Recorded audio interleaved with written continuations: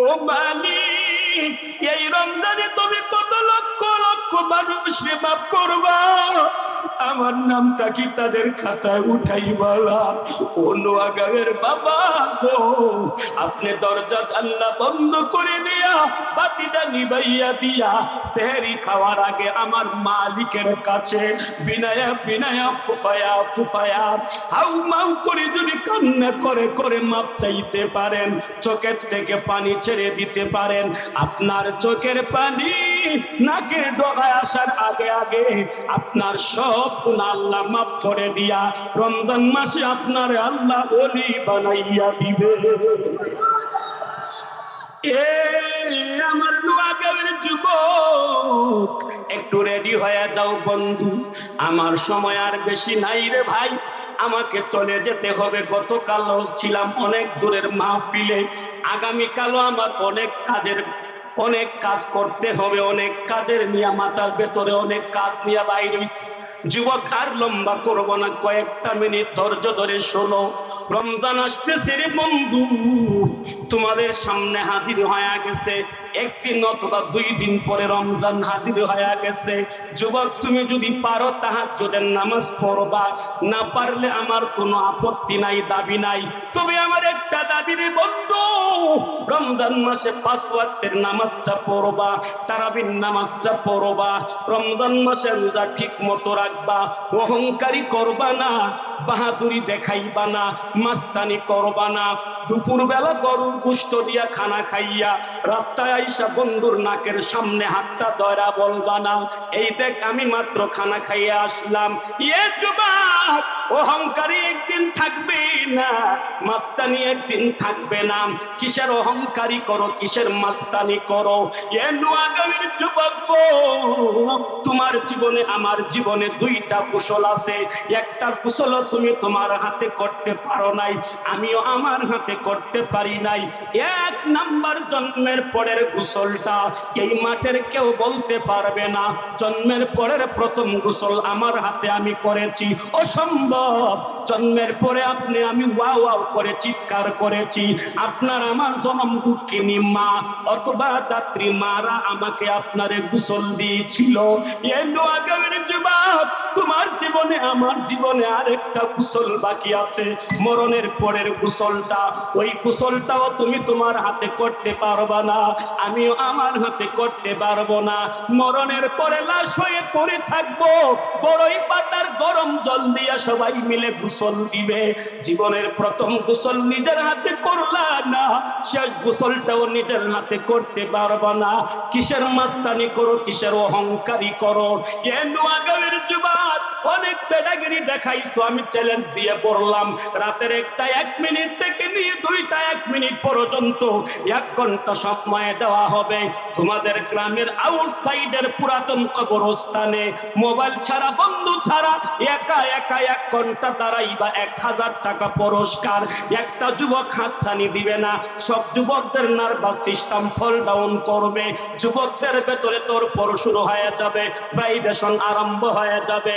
যুবক ডাক দিয়া বলবে, হুজুর গো, রাস্তাঘাটে হাটে বাজারে শহরে বন্দরে গ্রামে গঞ্জে সব জায়গায় একা একা যাওয়া যায়, রাতের বেলা 1টা বাজে, একা একা পুরাতন কবরস্থানের মাঝখানে 1 ঘন্টা দাঁড়ানো সম্ভব না। এ নোয়াগাঁওয়ের যুবক, যেই কবরে রাতের বেলায় 1 ঘন্টা দাঁড়াইতে চাও না, ওই কবরে তোমাকে আমাকে পুরা রাত থাকা লাগবে, পুরা দিন থাকা লাগবে, পুরা সপ্তাহ, পুরা মাস, পুরা বছর থাকা লাগবে। 1টা 2টা বছর নয় রে বন্ধু, ইসরাফিল আলাইহিস সালাম ফুঁক দেওয়ার আগ পর্যন্ত ওই কবরে তোমারে আমারে থাকা লাগবে। এ নোয়াগাঁওয়ের যুবক, ভালো করে শুই না যাও, তোমার আমার ব্রেইনের চাইতে অনেক ভালো ব্রেইন ছিল বুয়েটের ছাত্র আবরার ফাহাদের।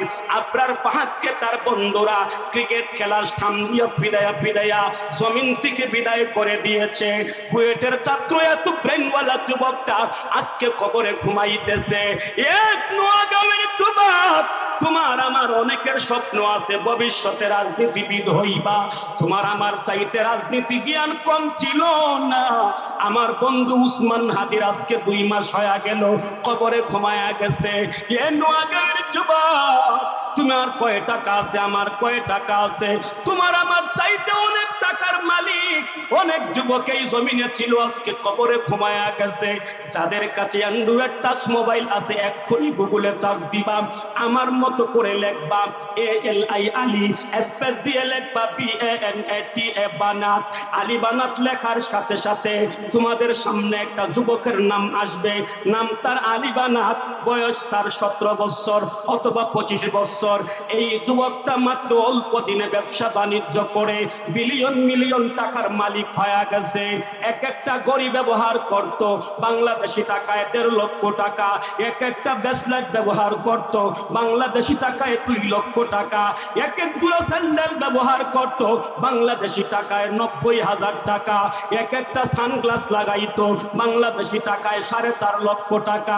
বিশ্বের বাজারে এমন কোন ব্র্যান্ড নাই যে ব্র্যান্ডের গাড়ি তার কাছে ছিল না। তার অনেকগুলা প্রাইভেট হেলিকপ্টার ছিল, অনেকগুলা প্রাইভেট বিমান ছিল। এত শৌখিন যুবকটা একদিন সকালবেলা নাস্তা খাওয়ার জন্য হোটেলে ঢুকলো, খাওয়া দাওয়া শেষ হয়ে গেল, কর্মচারীকে চায়ের অর্ডার দিল, কর্মচারী চা নিয়ে হাজির হয়ে গেল।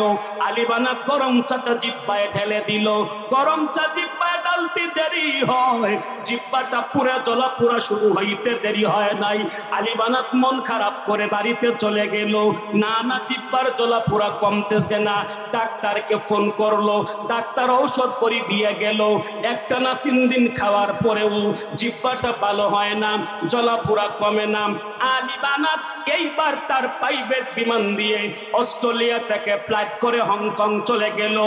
একটানা 1 মাস চিকিৎসা নেয়ার পরে হংকং এর ডাক্তাররা গোল টেবিলের বৈঠক করে জানায় দেয়, ও আলী বানাত, আপনাকে বাঁচানো সম্ভব না। কি হয়েছে বলো, কত টাকা লাগবে? সরি, টাকা দিয়া বাঁচানো যাবে না। কি হয়েছে বলো? গরম চা জিব্বায় লেগে জিব্বা পুড়ে গোটা শরীরে ক্যান্সারে আক্রান্ত হয়ে গেছে, আপনাকে বাঁচানো সম্ভব না, সোজা বাড়িতে চলে যান। আলী বানাত মন খারাপ করে বাড়িতে আসলো, সকল সম্পত্তিগুলো মুসলিম দেশে বিতরণ করে দিল। 1 মাসের মাথায় সে মারা গেল। আজকে 16-17 বছর ধরে আলী বানাত কবরে ঘুমাইতেছে। যুবক, তুমি কয় টাকার মালিক, আমি কয় টাকার মালিক? তোমার আমার চাইতে বহু টাকার মালিক আলী বানাত আজকে কবরে ঘুমাইতেছে। এ যুবক, 2টা পাওয়া গায়া দাও, তোমাদের পায়ে দইরা 2-1টা কথা বইলা যাই। তোমার মতো আমার মতো কত যুবকের লাশ চাকার নিচ থেকে টেনে টেনে বের করা হয়েছে। তোমার মতো আমার মতো যুবকের লাশ ঘরের দরজা ভেঙে বের করা হয়েছে। তোমার মতো আমার মতো যুবকের লাশ হাওড়ের মাঝখান থেকে উঠানো হয়েছে। এই তো 5-7 মাস আগের ঘটনা। তোমাদের এই আজমিরিগঞ্জের কোন এক জায়গা থেকে যুবকের লাশ হাওড় থেকে উঠানো হয়েছে। আজমিরিগঞ্জের নোয়াগাঁওয়ের যুবক, 2টা পায়ে ধরে অনুরোধ করি রে বন্ধু, জীবনে অনেক মাস্তানি করেছো, অনেক অহংকারী করেছো। রাতের বেলা ঘুমাইবার পরে যদি ঘুম ভাঙ্গে সকাল হবে, ঘুম যদি না ভাঙ্গে রে বন্ধু পরকাল হয়ে যাবে। এ বন্ধু, আর মাস্তানি করিও না, আর অহংকারী করিও না। কাল বা পরশু অথবা আগামী কালের পরের দিন, 2 দিন বা 1 দিন পরে রমজান শুরু হবে। 5 ওয়াক্তের নামাজের সাথে তারাবির নামাজটা পড়বা। তারাবির নামাজটা পড়া মসজিদে বৈশা বৈশা কতক্ষণ কোরআন পড়বা, রোজাটা ঠিক মতো রাখবা। কলিজার যুবক, আমার মালিককে রাজি আর খুশি কইরা রমজানটা শেষ করো। আল্লাহ, আমি নোয়াগাঁওয়ের আব্দুল্লাহ, আমার বয়স 60-70 হয়ে গেছে, চুল দাড়ি গুলো সাদা হয়ে গেছে, হাত পা গুলো দুর্বল হয়ে গেছে, উঠলে বসতে পারি না, বসলে উঠতে পারি না। আমার একটা পা কবরে চলে গেছে, একটা পা দুনিয়াতে রয়ে গেছে। আমার চোখের পাওয়ার কমে গেছে, কানের পাওয়ার কমে গেছে, ব্রেইনের পাওয়ার কমে গেছে। ওগো মালিক, আমার সাথে প্রথম কাতারে যারা নামাজ পড়তো অধিকাংশ মানুষরা কবরে ঘুমায়া গেছে। আমার ছোটবেলার প্রাইমারি স্কুলের বন্ধুরা কবরে ঘুমায়া গেছে। আমার শৈশবের বিকাল বেলার খেলার মাঠের সাথীরা অনেকেই কবরে ঘুমায়া গেছে। ও মালিক, হায়াত কিছু পাইচাছি, আপনার কাছে দুইটা হাত বাড়াইছি। প্রথম রমজানের প্রথম সেহরি খাওয়ার আগে তাহাজ্জুদের নামাজটা পড়া আপনার কাছে আমি হাত বাড়াইছি। মালিক হাত বাড়াইতে বড় লজ্জা লাগে। গুনার কারণে আমার হাত না পাক, গুনার কারণে আমার পাক না পাক, গুনার কারণে আমার চেহারাটাও না পাক। আমার মতো গুনাহগার আমার নোয়াগাঁও গ্রামে আর কেউ নাই। আমার গ্রামের মানুষ যদি আমার গুনাহ জানতো, আমার মসজিদের মুতাওয়াল্লি বানাইতো না, মাহফিলের সভাপতি বানাইতো না। আমার গুনাহ যদি আমার গ্রামের যুবকেরা জানতো, সামনে দাঁড়ায়া সালাম দিত না, আজমিরিগঞ্জ বাজারে আমারে পাইয়া চেয়ারটা খালি কইরা দিত না। ও মালিক, আমার মাথার তুলি থেকে পায়ের তালু পর্যন্ত শুই রাখার মতো জায়গা নাই, শুধু গুনার গুনাহ, গুনাহ আর গুনাহ। মালিক ওই দিন বেশি দূরে নয়, সেই দিন মালাকুল মাউত আজরাইল সামনে দাঁড়ায়া যাবে, জঙ্গল বেরি প্রাণবায়ুটা বের করে দিয়ে যাবে, দেহটা মাটির ভেতরে পড়ে থাকবে। আপন জনরা মোবাইল ফোন করে চতুর্দিকে খবর পাঠায়া দিবে, আত্মীয় স্বজনেরা পাগলের মতো আমার উঠানে হাজির হয়ে যাবে, মসজিদের মাইকে আমার নাম ঘোষণা হয়ে যাবে, মসজিদের কুলের পালকি আমার বাড়ির উঠানে দাঁড়ায় যাবে, আমার লাশটা ঘর থেকে বের করে উঠানের কোনায় নিয়ে যাওয়া হবে, তেরপাল দিয়া পড়তে গায়ের নিচে কলা গাছ কাইটা দিয়া, গা থেকে দামি দামি লঙ্গি গেঞ্জি পাঞ্জাবি খুলে ফেলে দিয়া, বড়ই পাতার গরম জল দিয়া, জনমের মতো গোসল দিয়া, তিনটা সাদা কাপনে প্যাকেট বানাইয়া, আতর গোলাপ সুরমে দানি মাখায়া, মাথায় একটা বান, মাজায় একটা বান, পায়ে একটা বান দিয়া, আমার লাশটা বাড়ির উঠান থেকে কাঁদে উঠাইয়া ঈদগাহের মাঠে নিয়ে যাইয়া চার তাকবীরে জানাজার নামাজটা পড়াইয়া এমন এক অন্ধকার কবরে নিয়ে যাবে, যে অন্ধকার কবরের ডানেও মাটি, বামেও মাটি, সামনেও মাটি, পেছনেও মাটি, উপরে মাটি, নিচেও মাটি, মাটির বাড়ি, মাটির ঘর, মাটি হবে তোর বিছানা। আসতো একা, যাইবা একা, সঙ্গে কেউ যাইবে না, কিন্তু যেদিন ডাক পড়িবে কবর মাঝে শুইতে, জগর কিছু করছ বন্ধু তার মাঝে বিচাইতে, লক্ষ কোটি টাকা বে করছো বালা খানা, হীরা মানিক মুক্তা দিয়ে পালঙ্গের সামাদা, এমন জায়গায় যাইতে হবে যেই জায়গা নেই সাথী, এমন ঘরে রইতে হবে যেই করে নাই বাতি। দাদা গেছে, বাবা গেছে, আর তো ফিরে আসলো না, এমনি করে চাইতে হবে, বুঝে কেন মন বুঝো না। এ মানে একদিন আমি অন্ধকার কবরে যাওয়া লাগবে, আমি যদি গুনাহী কবরে যাই, আমার কবরে জাহান্নামের আগুনের বিছানা দেওয়া হবে, জাহান্নামের আগুনের পোশাক দেওয়া হবে। আমি যদি গুনাহী কবরে যাই, আমার কবরের এক পাশের মাটি আর এক পাশে যাইয়া শক্ত করে আমার চাপ মাইরা ধরবে। মালিক, আমি গুনাহ নিয়ে কবরে যেতে পারবো না। ও আরশের মালিক, আমি যদি গুনাহ নিয়ে হাসরের ময়দানে দাঁড়াই, হাসরের ময়দানে অর্ধকিল উপরে সূর্য থাকবে, সূর্যের তাপে মাথার মগজ গলে গলে পড়বে।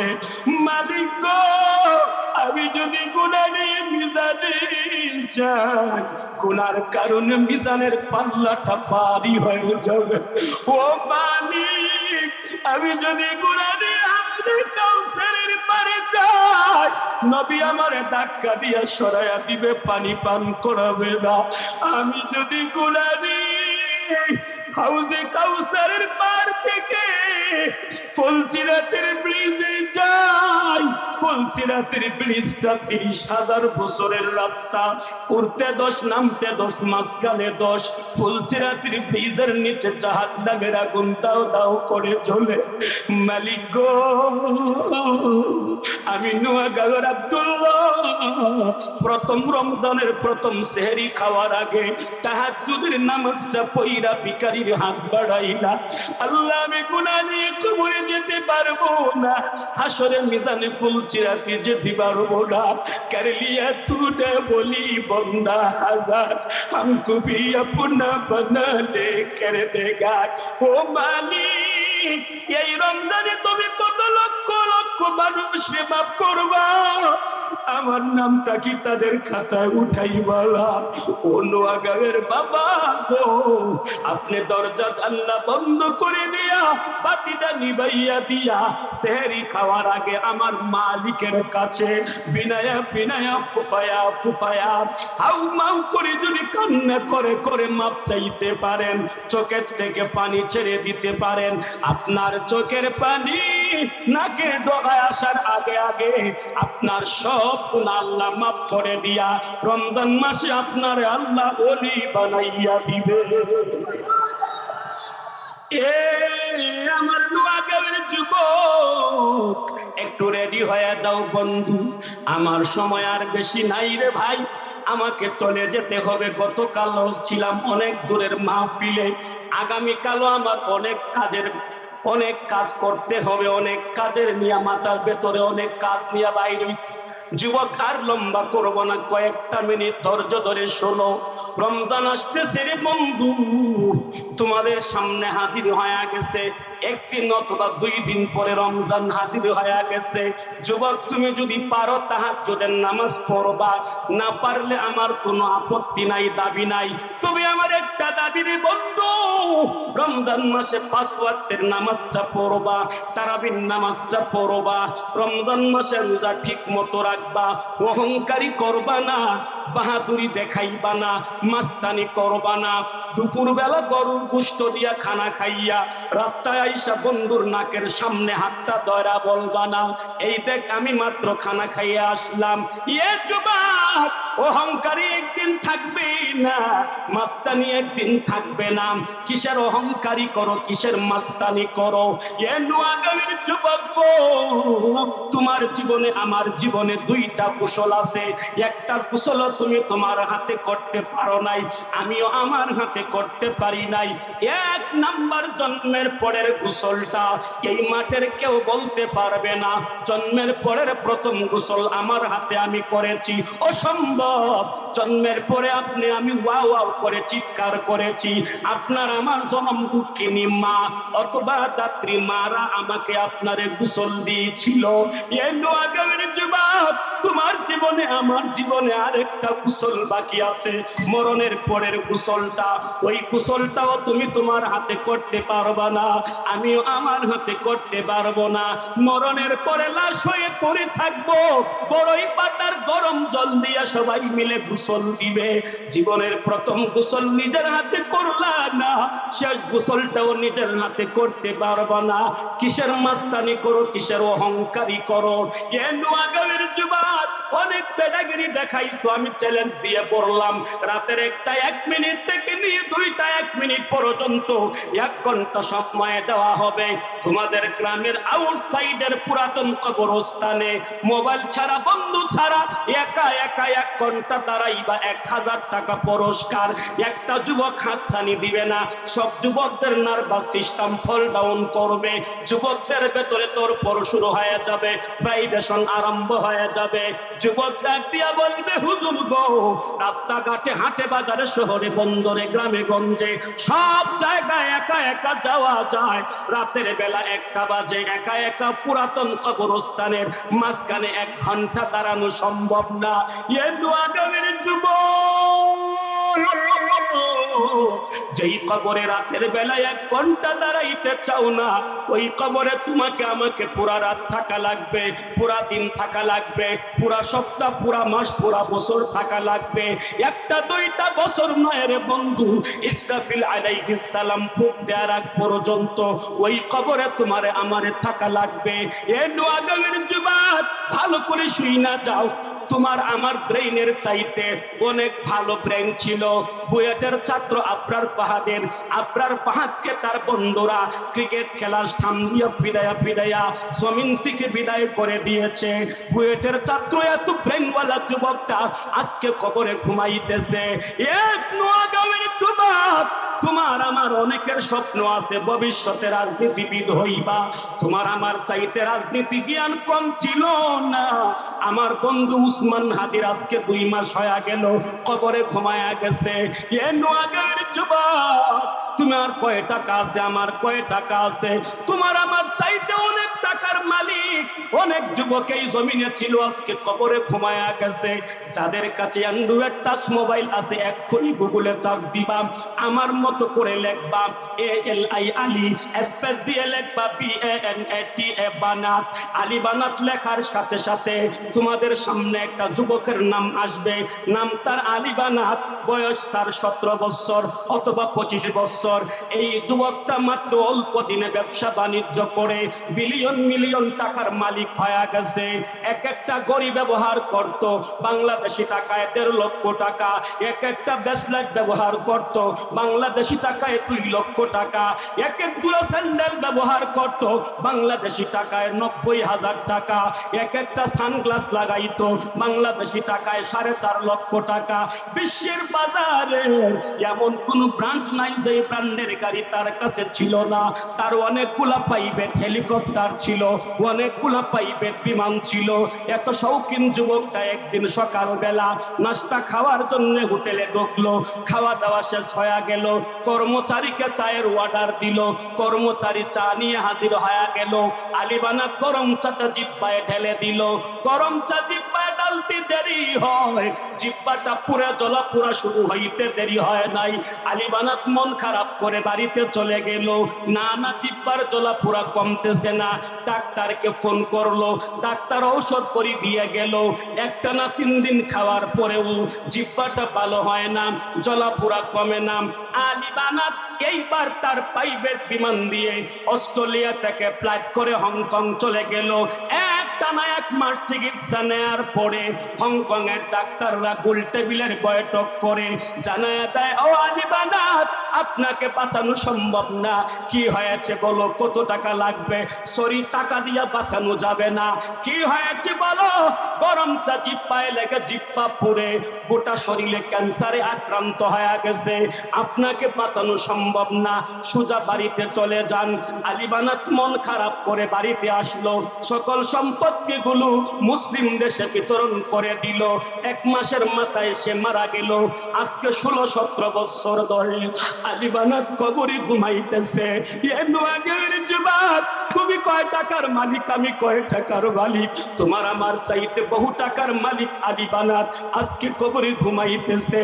এ যুবক, 2টা পাওয়া গায়া দাও, তোমাদের পায়ে দইরা 2-1টা কথা বইলা যাই। তোমার মতো আমার মতো কত যুবকের লাশ চাকার নিচ থেকে টেনে টেনে বের করা হয়েছে, তোমার মতো আমার মতো যুবকের লাশ ঘরের দরজা ভেঙে বের করা হয়েছে, তোমার মতো আমার মতো যুবকের লাশ হাওড়ের মাঝখান থেকে উঠানো হয়েছে। এই তো 5-7 মাস আগের ঘটনা। তোমাদের এই আজমিরিগঞ্জের কোনো এক জায়গা থেকে যুবকের লাশ হাওড় থেকে উঠানো হয়েছে। আজমিরিগঞ্জের নোয়াগাঁওয়ের যুবক, 2টা পায়ে ধরে অনুরোধ করি রে বন্ধু, জীবনে অনেক মাস্তানি করেছো, অনেক অহংকারী করেছো, রাতের বেলা ঘুমাইবার পরে যদি ঘুম ভাঙ্গে সকাল হবে, ঘুম যদি না ভাঙ্গে রে বন্ধু পরকাল